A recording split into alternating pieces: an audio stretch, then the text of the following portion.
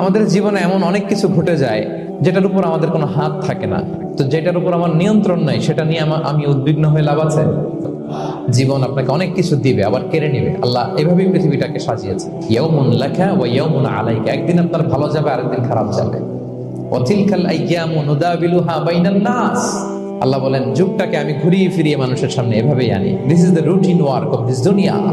দুনিয়ার routine work এইটা। আজকে ভালো, কালকেও যে ভালো যাবে এমনটা নয়, কালকে খারাপ যাবে। আজকে তার খারাপ যাচ্ছে, পরশুদিন আবার তার ভালো দিন যাবে, ঠিক কিনা বলেন? অনেক সূরা আল্লাহ তাআলা বলেছেন, ফাইন্না মাআল উসরি ইউসরা। নিশ্চয়ই কষ্টের সাথে আছে স্বস্তি। আজীবন মানুষ কষ্টে থাকে না, দুঃখের পরে থাকে সুখ। দুঃখের পরে কি থাকে? সুখ থাকে।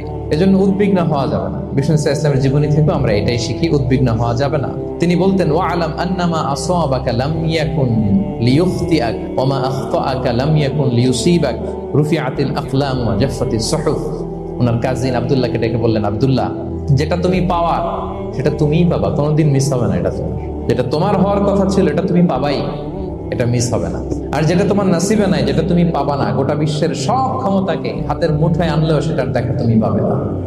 তো এই জন্য উদ্বিগ্ন হয়ে লাভ আছে বলেন? না। আমরা আমাদের সর্বোচ্চ চেষ্টাটুকুন করব।